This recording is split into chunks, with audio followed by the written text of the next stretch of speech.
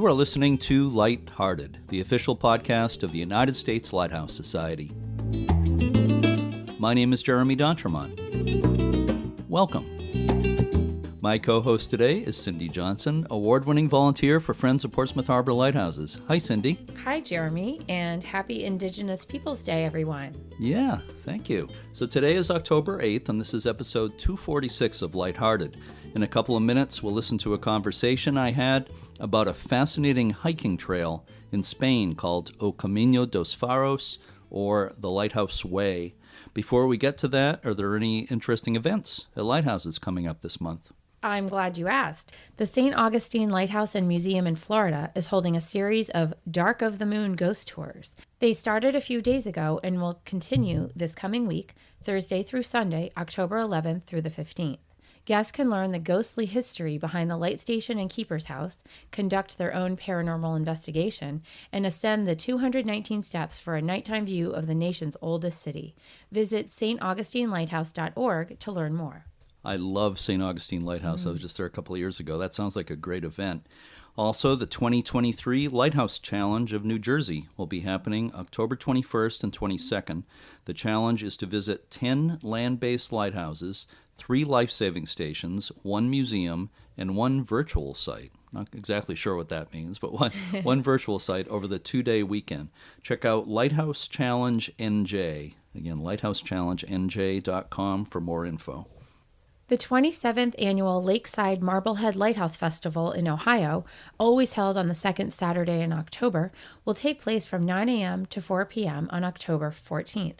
This free event includes tours of Marblehead Lighthouse, live entertainment, over 100 arts and crafts vendors, and much more. Go to lakesideohio.com for all the details. There are lots of lighthouse events this month. We can't mention them all, but I do want to mention that Friends of Portsmouth Harbor Lighthouses, organization that's near and dear to us, will have a special Halloween event at the Lions Club Hall in Kittery, Maine on Friday, October 27th at 7 p.m. It will include a presentation about haunted lighthouses by paranormal expert Ron Kolek and yours truly. Check portsmouthharborlighthouse.org for more info and tickets. So you think you might make that event, Cindy? Oh, I hope so. I'm scheduled to work on a Friday evening, but I'll see what I can do. Okay. For sure. Get your costume ready. Sounds fun. Yeah, I think it will be. So, Cindy, please help me tell our listeners about today's guest. Sure.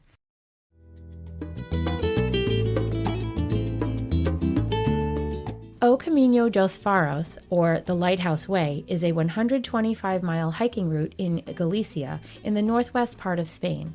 The route passes 9 lighthouses, as well as forts, fishing villages, beaches, and important landmarks in the portion of the coast known as A Costa da Morte. National Geographic called the Lighthouse Way an under-the-radar gem, and the Telegraph called it one of the 50 best adventure vacations in the world. Wow. The Lighthouse Way is divided into 8 sections with an average hiking time of 9 hours per section, allowing for time to stop along the way for meals and, of course, photos. The route is steep in places and is considered of medium difficulty. The organization known as the Association of O Camiño dos Faros was created with one goal: to make the hiking trail a reality and to preserve it for people to experience with maximum respect for nature. Our guest today, Cristina Alonso, is the president of the Association of O Camiño dos Faros. She also has a very interesting personal connection to lighthouses, as you'll hear. And I should mention, Cristina speaks excellent English. It might be a little hard to understand every word because of her accent, but I think everyone will certainly get the gist of everything she says. So let's listen to my conversation with Cristina Alonso now. I'm speaking today with Cristina Alonso, who is the president of the Association of O Camiño dos Faros. And I just told Cristina, please pardon my mediocre Spanish pronunciations, but I do my best. Thank you so much for being with me today, Cristina. It's a pleasure for me also, Jeremy. I'm very happy you contacted me. It's a really interesting subject. So before we talk about O Camiño dos Faros, or the Lighthouse Way, I understand you have a very personal reason for your interest in lighthouses. I didn't know about this until the other day we were talking about it. Can you tell our listeners about that? Yes, for sure. I'm really passionate about lighthouses because my mom and my dad, they were lighthouse keepers in one of the lighthouses in my village, in Camariñas, in Costa da Morte. It's called Vilan Lighthouse. I'm sorry to interrupt you for a second. Just to clarify, Vilan, is it Vilan? Is that right? Vilan. Yes, Yeah. correct. Vilan. We call Vilan Lighthouse. It's in a really nice place. And actually, my mom and my dad, they were lighthouse keepers of this lighthouse for more than 40 years.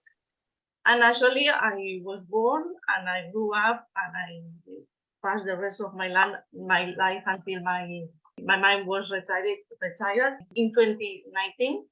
So, I was really educated around lighthouses and lighthouse keepers and in singular place as is a lighthouse, with all the landscapes and everything. And for sure, my family, I have a background of lighthouse keepers because my great grandfather was a lighthouse keeper. Then my grandma was born in a lighthouse as me. And my grandma was was married with another lighthouse keeper. So this is why my dad was born and grew up and having his own life in the same lighthouse that he was working, and I was born and was grow up and everything. So as you see, we have three generations that my family were lighthouse keepers. Nowadays, my brothers and I, we no lighthouse keepers because the profession stops. Yeah. But you can see how is my passionate about the lighthouses because every single time that I go traveling around by the coast, I'm searching for a lighthouse. My life is around the lighthouse, and for sure I need to end it in a project like involve lighthouses, nothing to do with lighthouses, but this project is regarding hiking and landscapes and all the kind of things, but the main characters of this route is the 9 lighthouses that in my region. Yeah. Which is why it's called the Lighthouse Way, O Camiño dos Faros. Yeah. Do you feel if there was still such a profession as lighthouse keeper, do you think you would be a lighthouse keeper? The thing is, when I was young, I love it to become a lighthouse keeper, and even my brothers also. We have a lot of conversations that we thinking, what happened if we do the same to carry on to become a lighthouse keeper like mom and dad. But actually, year by year, the profession was changing, with the new technology, the digital machines. The lighthouse where I was living, it was the first lighthouse, electric lighthouse in Spain, And actually, it was evolved so quickly in the last 40 years. And the lighthouse keepers needs to actually to develop their own skills. It was a huge changes to deal with the how it works the lighthouse. It was a completing changes Sure. for the last 50 years. Yeah. So Same thing here. They've been all automated in the United States since about 1990, and now they're all changing to LED lights and very easy to maintain. They don't require much attention at all. So to move on, the Lighthouse Way, the O Camiño dos Faros, is in the Galicia region, which is northwest Spain. Is that correct? Yes, Spain is formed with 17 autonomous regions. So Galicia is one of them. It's part of Spain, but it's independent, and it's situated above Portugal. The language is very similar. We can understand each other also. And also, it's actually in the corner of Spain. So it's very simple to situate Yeah. Galicia. Yeah, I was going to ask you about that. I understand there is a Galician language, and I think that, like you said, there's some sort of overlap with Spanish, and you speak both, right? Galician and standard Yes, Spanish, is that right? from little, we have a subject that is Galician language. So we, even in my village, they speak Galician, different dialects, of course. Mm-hmm. Actually, Galician, Portuguese, Spanish, Catalan, they coming from Latin language. So basically, very similar. Yeah. Actually, well, if they talk fast, for sure, I'm not gonna understand the Italian or the Portuguese or the Catalan. But we have similar words from Latin and also in Spanish. So Yeah. it's really easy. Sure. Yeah, of The course. ones that we don't understand, the Basque Country. This language is impossible for us to understand. Yeah, I've heard that they have a very different language. Of course, English is largely based on Latin too, English and French as well. So the route, the lighthouse route, O Camiño dos Faros, is again in Galicia, but the part of the coast where it's the path, the trail is Costa da Morte, right? Or coast of death. Why did it get that name? How did it get that name? This name is called Costa da Morte, the death of coast, due to lot of shipwrecks that have occurred in Spain many centuries ago. So it says that they actually found some ships from the Romans. So you can imagine, how is the story about the shipwrecks in this, especially in this part of, in this corner of Galicia, of Spain. The name actually is appears in 1907 from one of the newspaper in La Coruña called the Noroeste, that who actually called because of one of the shipwreck that was happens on the age, and it was announced that because it's coming many few shipwrecks it was actually probably in 1 year it was 5 or even more, in a short period of years. So they called, it was the first time that was recorded, was called Costa da Morte. So from that time, all the newspapers around and all the news was actually, you just carry on calling the Costa da Morte, the death of course, but actually it's not the Costa da Morte anymore. It's the coast of life. I say that it's the coast of life, because it's plenty, it's full of life with a lot of and beautiful landscapes and dunes and beaches, and actually it's very protective and sensitive place that we call Red Natura 2000, Nature Network 2000, that is actually protected by the European community. The villages are really far away from the coast and from this part of the area. So actually, it was between Malpica to Finisterre that it goes through the Lighthouse Way. It's 200 kilometers, more or less.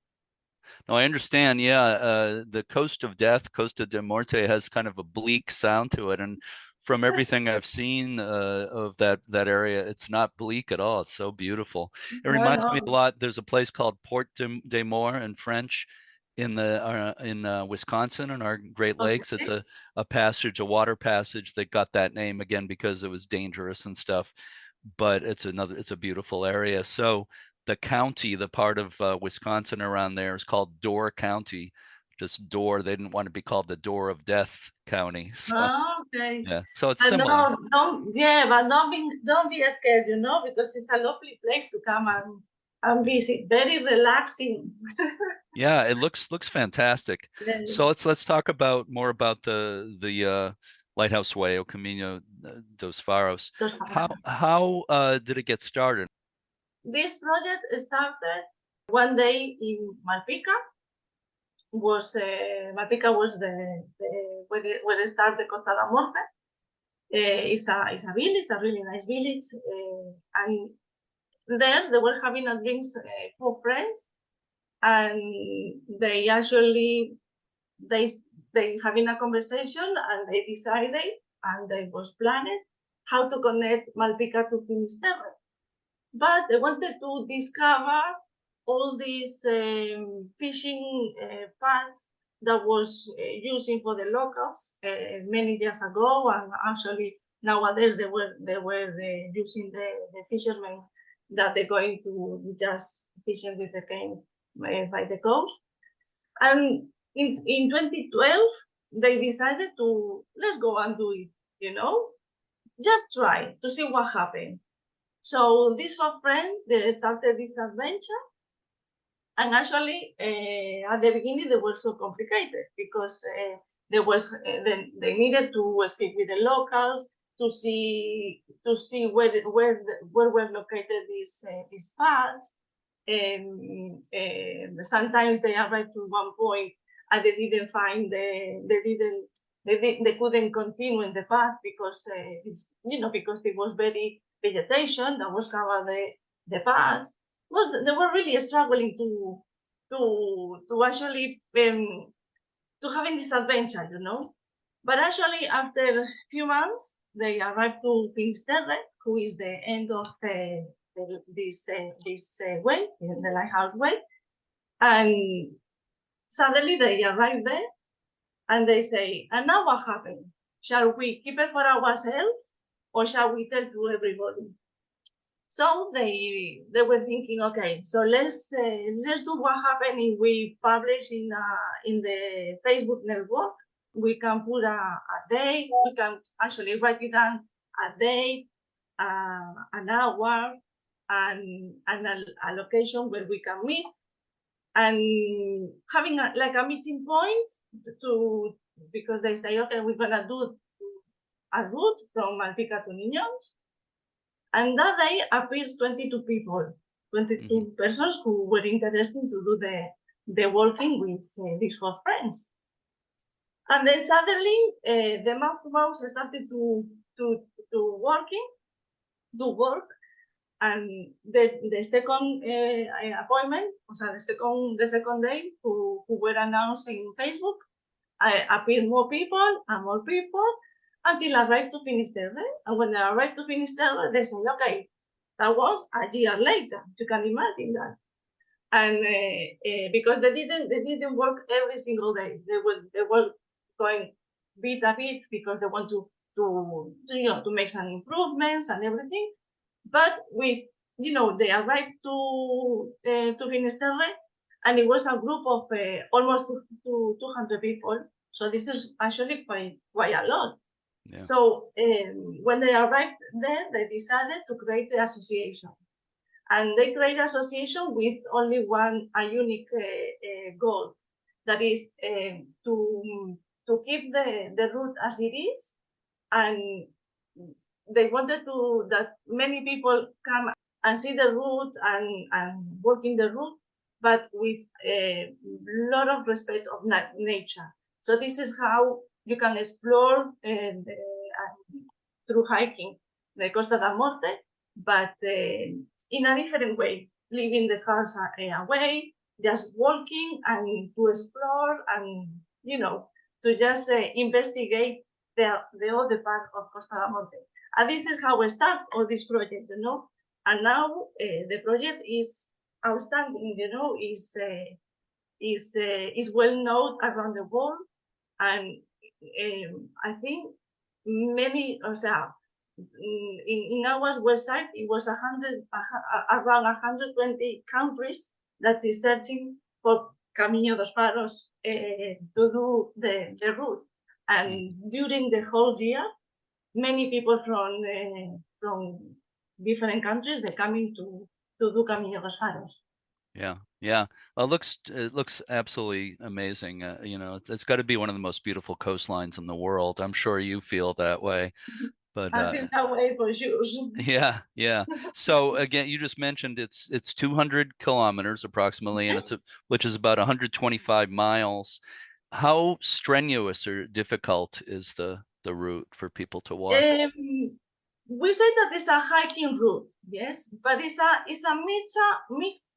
mixture of hiking and mountain. You know, it's not actually a easy walk that you can started to walk or decided to walk one Sunday and say, okay, I'm going through this path, I'm going and back. No, you need when you get ready to do this route is you need to actually to prepare your packets, to prepare your snacks, your water. You have to actually wearing the right clothes, the right shoes, because actually in the way changed completely. You can go for a path of 80 centimeters, or you go for a path of like a small street, or you can go for a car road, no? So basically, it's changed quite a lot. You go up the mountains, you cross rivers, you go over you cross the beaches. The path completed change is completely different between one kilometer and another one. So actually, who is coming to do this route? It needs to prepare and to think, you know, which kind of route is ours route, you know, Sure. way. Yeah, I understand. So it's not a casual thing, like you said. You No, can't just it's not. wander out and not. You have to be very, very prepared. So it's divided into 8 sections. I don't think Yes. we have time to talk about each of the individual sections today, but is there one section or 2 sections that are more popular than the others? The most people do? Probably the 8 stages, we have 4 of them that really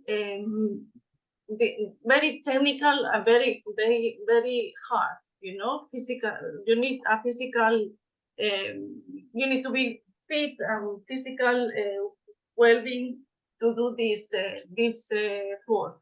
But actually, the ones that really repeat are the people is, for example, the from Lashe to Arrow, the fifth and the fourth and the fifth, that are very shorter, very relaxing. You're not in contact with any village. You just basically, you know, between with the nature.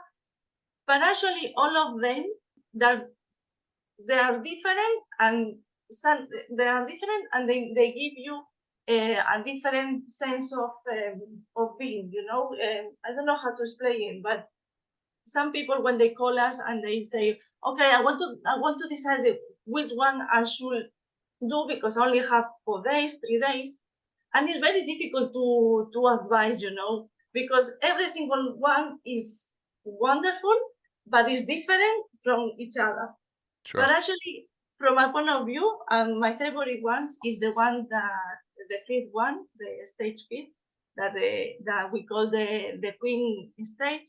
That it goes past from my lighthouse, the villa lighthouse for sure, and it goes to Arrow to my village, to Camariñas. For me, it's my favorite one. I'm sorry for the rest, but I have to say that the whole of them are beautiful. Yeah. Oh, I'm sure, but I can understand, why you would love that one especially. So I just want to mention there's a website, of course, camiñodosfaros.com, that tells about the different stages and everything. Really goes into quite a bit of detail. So Camiño, Camino, CaminoDosFaros.com. yeah. Right. And if people want to see it in English, they can just add /en at the end. Yes. Right. Correct. Yeah, yeah. So And there's a actually, lot. it's very helpful. It's very helpful this website because it gives you all the details to know how to do it. The logistic thing. We put some hotels, some restaurants, some Yep. bars, everything. All the telephone numbers from the taxis. We give the whole information, and also we give the links for the trucks Mm-hmm. to do because it's very important also to download the trans the ones that Yeah. to give you the safety way to do this route, Mm-hmm. Yeah. because it give you the website, they give you all the tips Yeah. that to do this way this route. Yeah. It's very informative. I was looking at it for quite a while. So let's talk about your organization, the Association of O Camiño dos Faros. What is the primary mission of the organization? That O Camiño dos Faros exists and survives over the time. Just this for friends designed, and for sure that many people comes to do this the Lighthouse Way, but we always ask something because they need to have the most respect for nature. This is our unique and main goal that we want Mm-hmm. to follow up. And actually we carry on with this. For sure, we make new improvements because we need to respect the nature. As I said before, it's go through a sensitive and protective land that we have a lot of pieces, especially with dunes and even the plants and the animals. We need to respect them. So we make a lot of improvements because of that.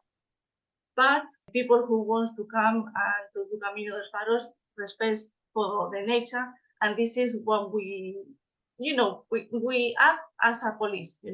We just Mm-hmm. basically we watch out to see what's going on. We there, we're going behind, and we want that everything was good and carry on to be like that. Yeah. Well, I'm so glad there's that respect for the natural environment, nature. It's so, that's obviously a key part of all this. Let me ask you, do members of the organization, do you have volunteers maybe who do any actual work on the route, like hands-on work maintaining everything? Yes, with that I have to say from the minute of one, people who were involved in this project at the beginning with these 4 friends started to do this, to open up this new path. Many people volunteers involved to put their own brain. Some of them they were doing the painting of the signs, and other ones will do the maintenance with with the cutting machines.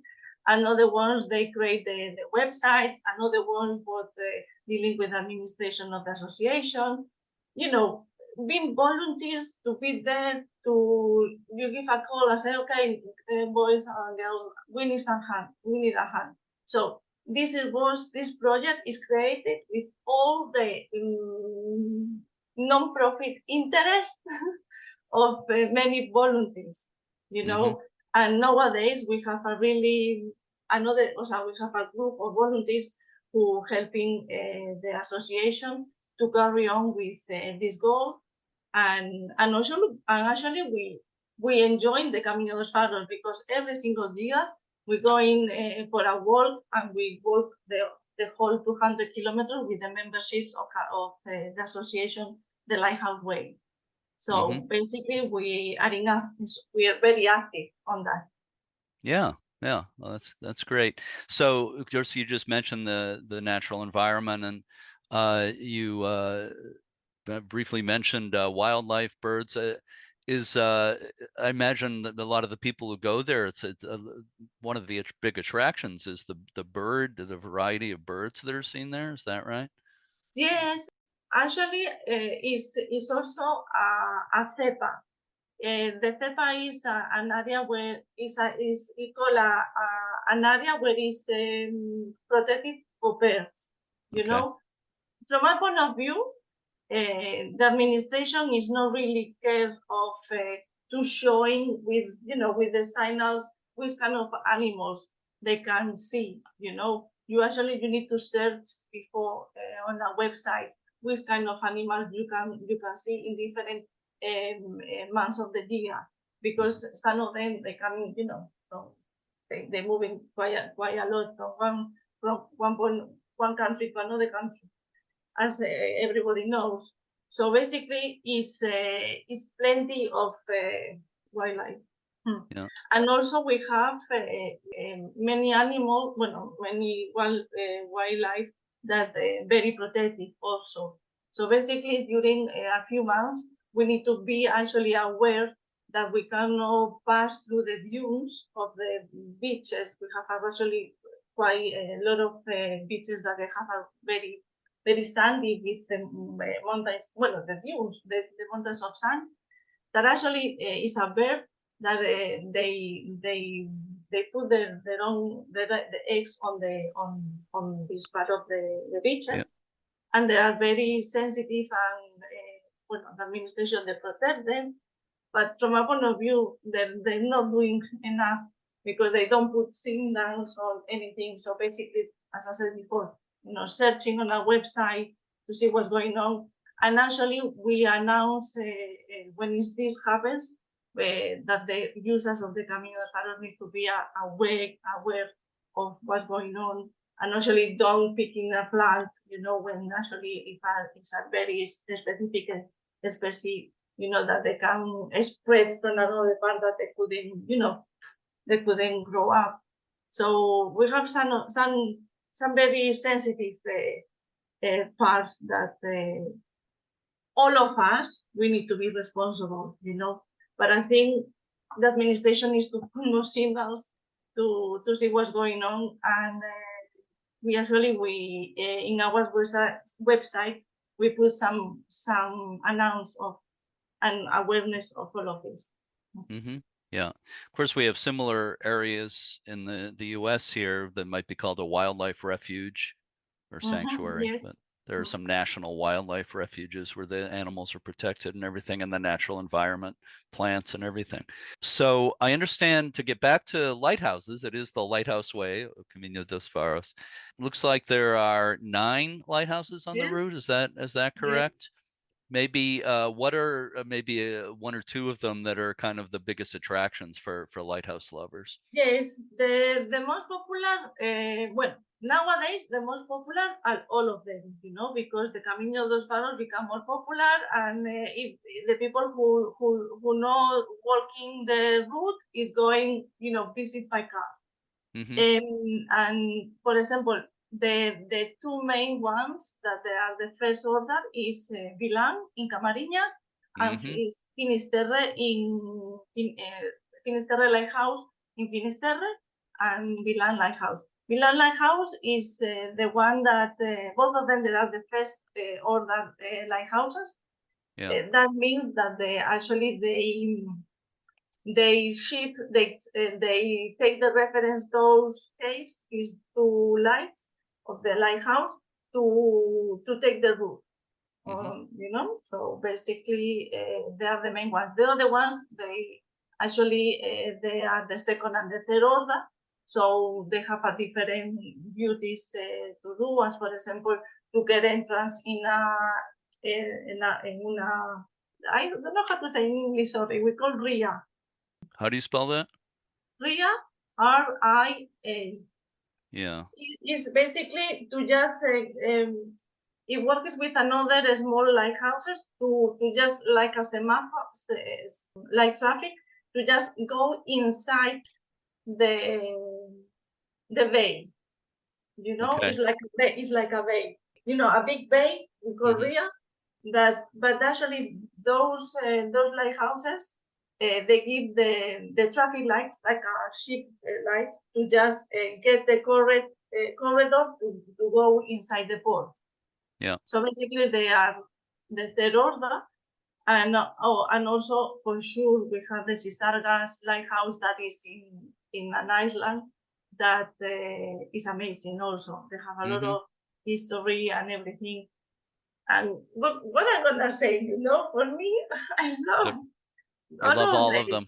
Yeah. But the main ones, I have to say Milan and Finisterre. Yeah.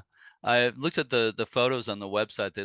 All of them look beautiful, but the Lighthouse of Vilan, where you grew up, what a spectacular location. Yes, It's it is. incredible. I I hope I can get there sometime and see these places Please, in and person. call me. Yeah. Oh, I will. I'll let you know if I can make it. And call me. I don't think I can do the whole route, but I would love to do some of No, it. but the thing is, was I get you a tour, Okay. and Uh-huh. we're gonna visit the 9 of them, but a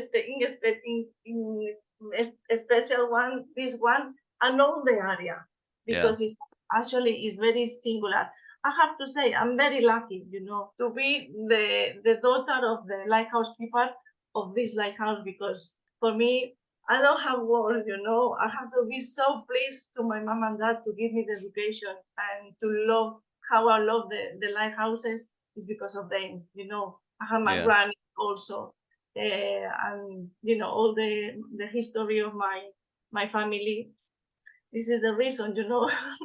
Oh yeah. No, I can see it comes through so strongly, your love of that place and this area in general. So along the route, are any of those lighthouses open? Do they have museums or anything like that? Actually, in my well, I don't want to say mine, but in Milan Lighthouse when I was living, Hmm. my mom and dad they collect the old machines, they collect the first optic of this lighthouse, they collect the first dynamo that makes electricity of the lighthouse Hmm. in Milan. And another part of different machines, and they put it all together in a room, And when I remember when I was a little, when the tourists come and say, "Oh, you are the children for the lighthouse," and I say, "Yes, we are," and they say, "Oh, can you show us how is the lighthouse?" Hmm. And actually, we were very proud because Yeah. we were the tourists of the guide tourists of the lighthouse, and the people were so amazing. And we actually we show this small museum that for us it was, my goodness, we knew the whole story, about different parts of the lighthouse. Yeah. uh, and now, thanks because of them, it's open, but it's open through an association that during 6 months a year, I think from April till November, is open. And they have an art exhibition. You can visit this museum that I was talking, and it's nice, because they have actually an information desk that they can tell you about the area, to places to go and visit, and it's nice because they doing a good job to open it at least 6 months or 7 months a year, Yeah. Yeah. and it's great. Oh, that is great. That's great. Like I said, it's just an amazing. I'm sitting here with the website open and the picture. It reminds me a little bit of places I saw when I was in Ireland, but different. But just a rugged but beautiful, beautiful coast. Yeah. So in addition to the lighthouses, there's a lot on the trail, of course. Fishing villages and other types of landmarks and things like that. And again, we've limited time here. We can't talk about everything. I'm sure you love it all.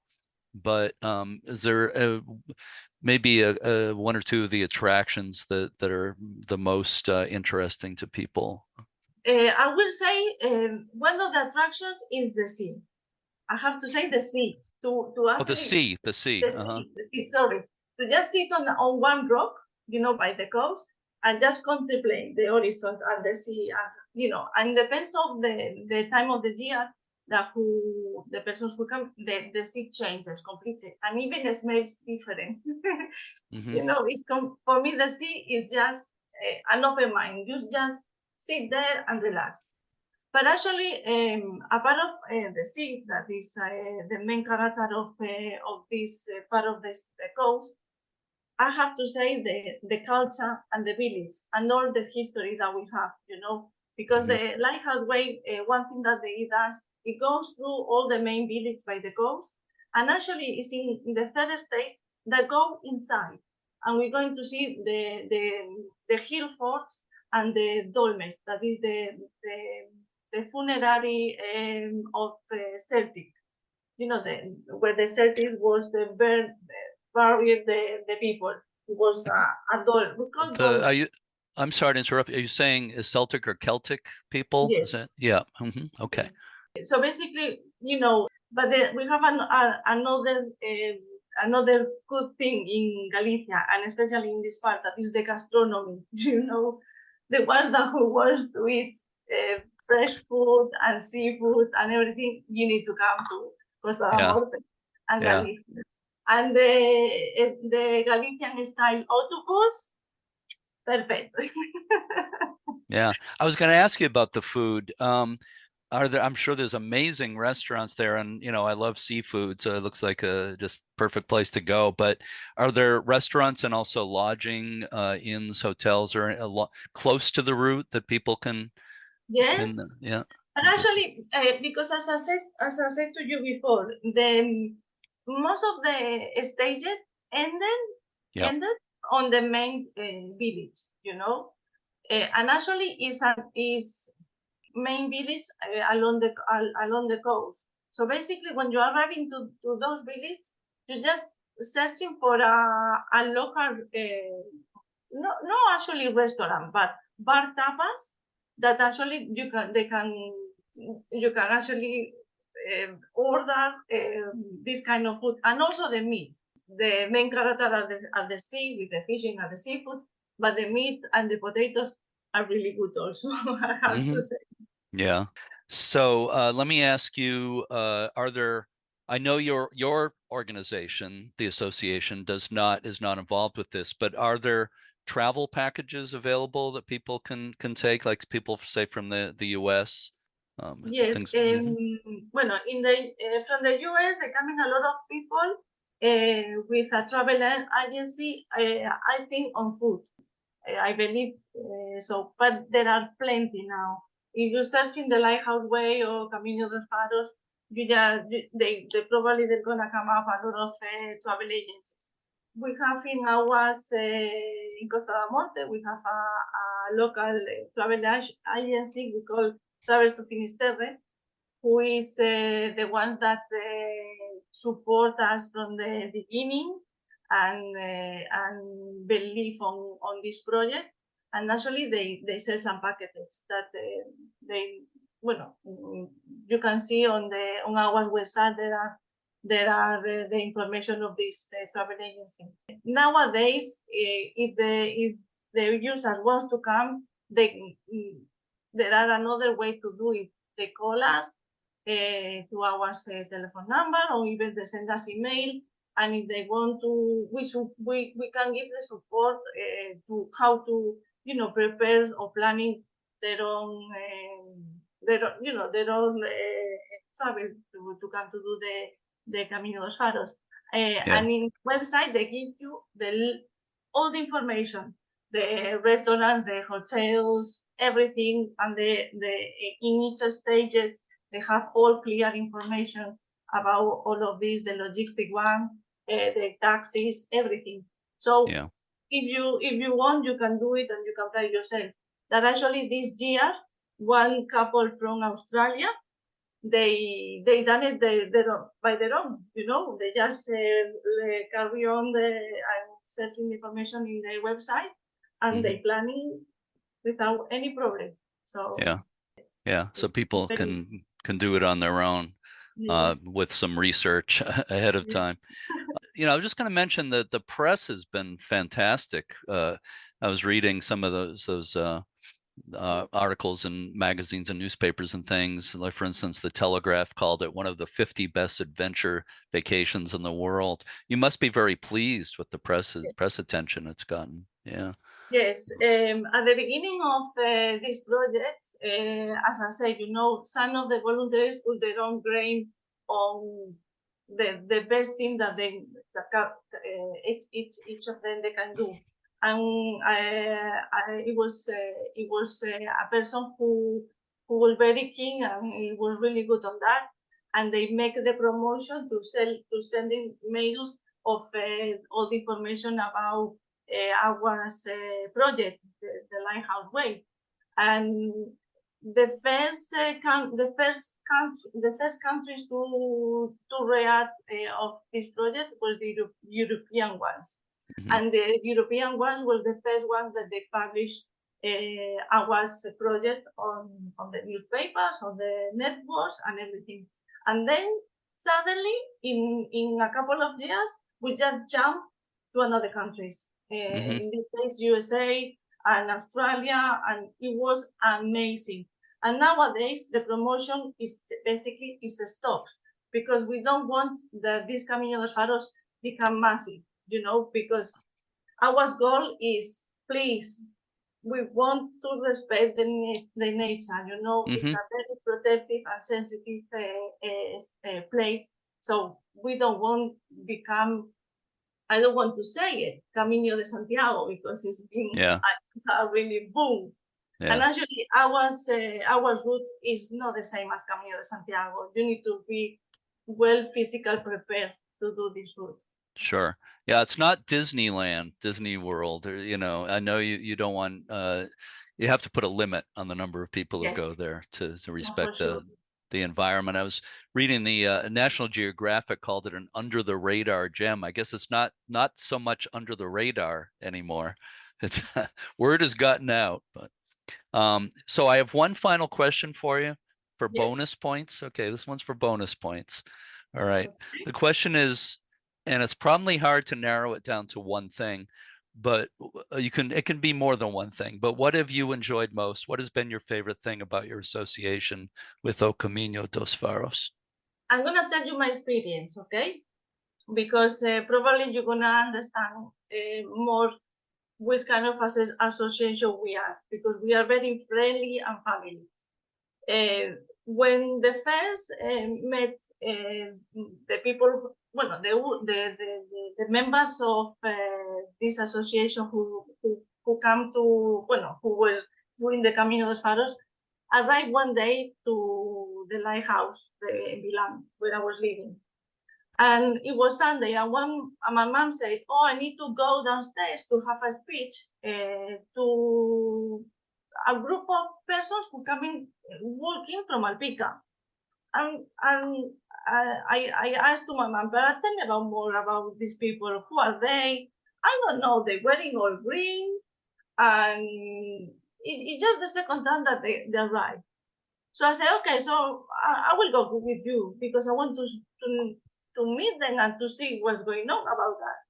So the first time that I made this group, that they already were at the association, the Lighthouse Way, I started to talking to them and everything. I was like, who are this association? What you doing? Where you going? I have all these questions that you asked me. I'm just asking to them. And actually, I was like, oh my God, I didn't knew about that. I need to want to do this Camino del Faro because I live in this wonderful place. And actually, I miss up a lot of things, a lot of parts of Camino of Costa da Morte that I never been. So they invited me to go to the next appointment. So I just arrived to the next 2 weeks later. And my mom said to me, "Oh, where are you going?" "I'm going to do the hiking with these people." I said, "Oh, you're crazy. No, but how you're going to be alone?" "No, mom, no, mom, I'm not going to be alone. I'm going to be, you see, with more than 100 people doing the Camino de Paros. I'm going with them." So I went there. And the first time that I went there, I was feel so comfortable, safe. The route was amazing. I made the 7 states. I started for the 7 states. It was amazing. I never seen the Costa da Morte from this point of view, just by the coast, just, with the sea there. I used to watch this route by the lighthouse, through my window. But actually, just to be there in this cave, in that point, it was amazing. And I finished that day. I said, oh my God, I discovered something that I never knew about that. So I carry on and I started again and becoming a volunteer, of this association. And after that, and I say, okay, I'm being involved, I'm been doing that, I put on my best, I'm doing good on that. And, I supporting, I put my brain, and all the volunteers as me just become, we are a big family, and this is how important, because we believe in this project, and we know that is good for Costa da Morte, because of this project, the circular economy started to move. They increased the number of business, and many business is working because of Camiño dos Faros, and that makes me happy, to just be involved, the lighthouse, the locals, the village, the culture, the landscapes, everything is connected in only one project. And this is how is, from my point of view, now I'm the president, but if I'm not the president for the next time, I will carry on to become part of this big family that who is Camiño dos Faros. Well, that's beautiful, and I commend you for this work you're doing. It sounds so worthwhile. As I said, your love for the region and for this project and everything comes through. I was thinking how a lot of love from you and other people has gone into this whole thing, O Camiño dos Faros. The same. Yeah. You cannot imagine. You Yeah. cannot imagine that every single people who is involved nowadays, and the ones that they were before, I think they have the same. We call espíritu trasno. We have a really small pet, a mascot. We call Trasky, and Okay. the users who's doing the Camiño dos Faros, we call trasnos or trasnas. It's a little bit of green elf, Oh, So okay. I'm a trasna because I'm feminine. So basically, we create and the espíritu trasno. The trasno spirit is there. So this is why this project is carrying on. Okay, that makes sense. There's a lot of spirit in this, and as I said, the love of the lighthouses, of course, and the love of that beautiful region and the love of nature. It all comes together there, and it's just beautiful. It's so nice talking with you, Cristina. It's a And pleasure. yeah, it's it's at what a bucket list is, right? This is the move to the top of my bucket list to visit Yes, your please. region. I sure hope so. You have a friend here in Galicia now. I do. Yeah, I'll tell my wife I have a friend there. Let's go. Yes. So Cristina Alonso, thank you so much for this time today. And again, I commend you for the work you've been doing with this fantastic place, the Lighthouse Way. Thank you so much, Cristina. It's a pleasure to me, and thank you very much for to be interested in this project, and more than welcome to come to Costa da Morte and Galicia. Okay.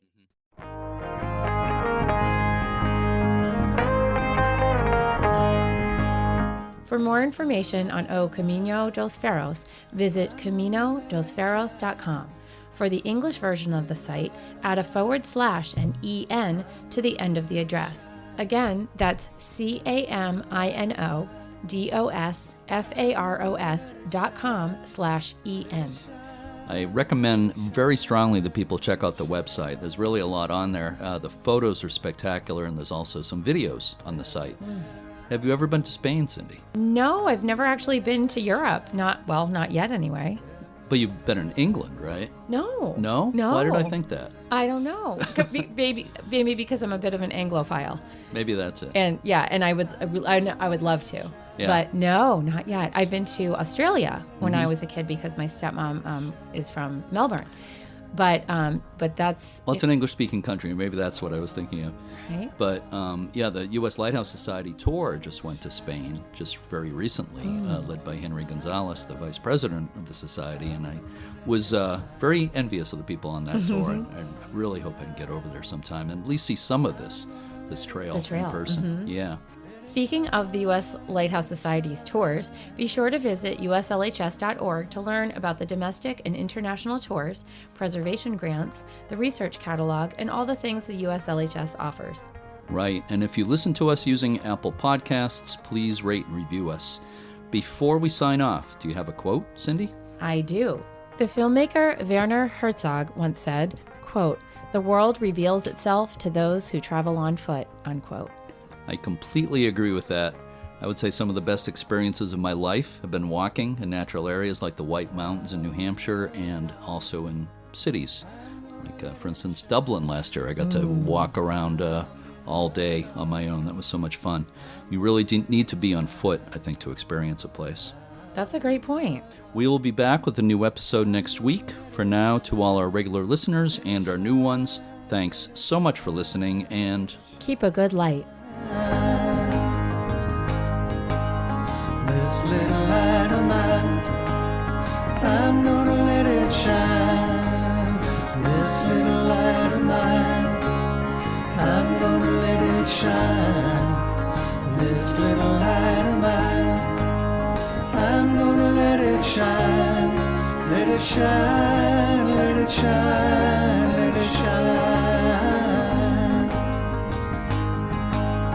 This little light of mine, I'm gonna let it shine. This little light of mine, I'm gonna let it shine. This little light of mine, I'm gonna let it shine. Let it shine.